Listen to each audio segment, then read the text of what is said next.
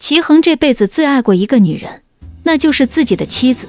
当年妻子是记者，而他还是个公安时，即便两人的时间再紧凑，齐衡也会挤出一部分来追妻。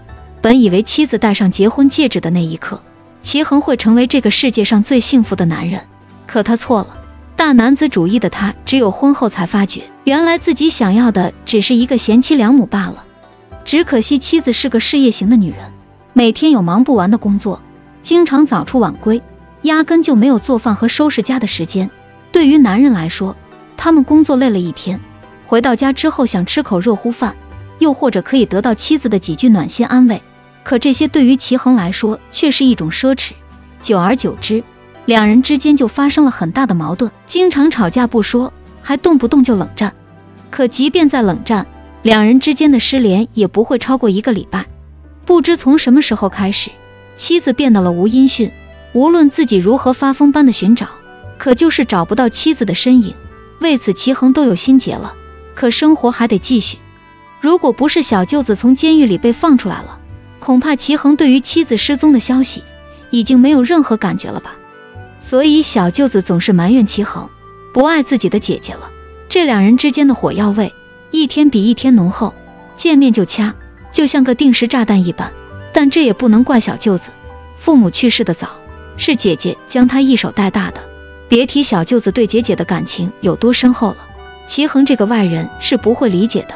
再说了，齐衡本身就有很大的问题，因为小舅子说了自己的姐姐是被绑架的。齐衡在成为法官之前本身就是做公安的，按理说这种人应该对于任何信息都很敏感才对，更何况失踪的人是自己的妻子。可面对小舅子的说辞，他就是不肯相信，那可是自己的老婆被人给绑架了，难道事情还不够大吗？可即便如此，齐衡的反应也是非常平淡的，就好像小舅子口中那个被绑架的女人跟自己没多大关系似的。不得不说，齐衡的反应着实让人失望了。就算他不爱妻子了，也有义务把妻子找回来吧。可他就是无动于衷，也不肯调取当年妻子失踪的监控录像，就这么干等着，难道人会自己回来吗？如此平淡的反应，难免让人怀疑有猫腻。难道说齐衡早就知道妻子的失踪压根不是一件简单的事情？相信很多观众都跟小舅子一样好奇，为何齐衡总是打着爱妻子的名义，却对妻子的失踪态度平平吧。只能说没有看到，并不代表是真相。妻子已经失踪很多年了，齐衡还在做公安的时候的却费了不少的心思，可最终都是一无所获。可能在潜意识里，他已经相信妻子已经去世的残酷现实了吧，所以他变得越来越抗拒，甚至不想去找了。因为潘多拉的盒子一旦被打开，没有几个人能承受后果的。